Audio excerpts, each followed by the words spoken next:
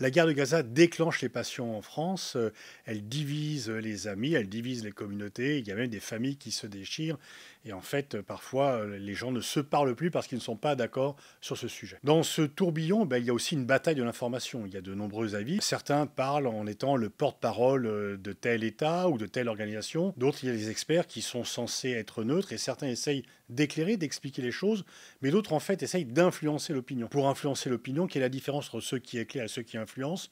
Ceux qui éclairent ne cachent pas tel ou tel aspect, font une vision globale.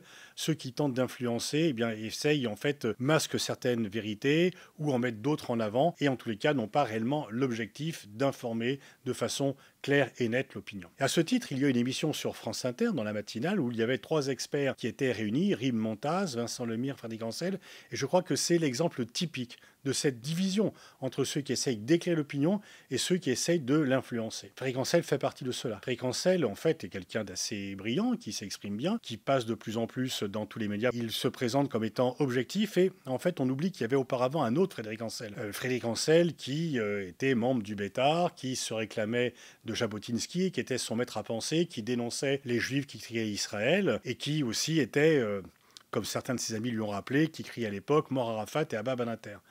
Et donc, Frédéric Ancel a changé d'attitude. Maintenant, il n'est plus cet extrémiste qui exprimait la volonté de créer un mur de fer sur les Arabes, de dire que les Arabes ne comprendraient que le langage de la force, qui était pour l'intervention en Irak. Désormais, il se déclare être favorable à la solution des 2 États. Mais ce n'est qu'un masque pour mieux en fait accompagner l'occupation et la poursuite du conflit. Et dans le débat par rapport à Vincent Lemire, il y en a une preuve manifeste.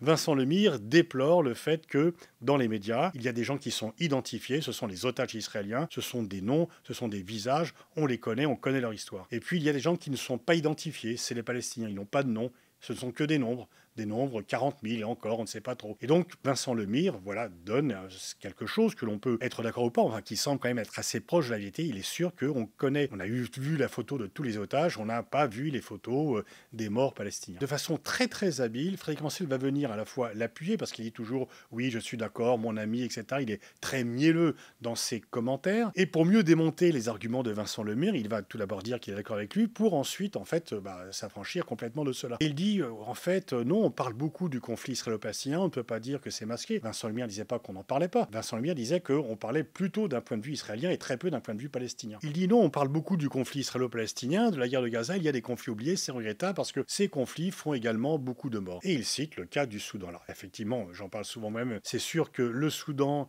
est moins visible dans les commentaires que le conflit de Gaza, qu'il s'y passe des choses horribles, que 2 généraux félons se disputent le pouvoir. Alors je trouve quand même que si quelqu'un ne devait pas parler du Soudan, c'est Frédéric Ancel, puisque quelques temps auparavant, vous tapez Emeti Ancel sur les réseaux, vous verrez, il avait fait un interview particulièrement complaisant dans la revue Politique Internationale du général Emeti, l'un des 2 généraux qui met à feu et à sang le Soudan, qui était déjà accusé de crimes de guerre. Et donc, et cette interview très complaisant était certainement le fruit d'une agence de communication qui l'avait commandée. Et donc, je trouve que quand on a fait participer activement, et peut-être pas bénévolement, à la campagne de publicité de Emeti qui voulait séduire le public français, cachant tout ce qu'il fait, il faut mieux ne pas parler du Soudan. C'est quand même quelque chose qui est un petit peu fort de café. Bien sûr, on ne peut pas avoir que des dialogues avec des ministres de pays démocratiques, c'est la réalité, il y a des pays qui sont autoritaires, mais quand c'est là, si on est en contact avec eux, on les conteste un peu, puis si on fait une table ronde, on invite des gens d'avis divers. Mais là, quand même, faire la politique de communication de quelqu'un qui a autant de sang sur les mains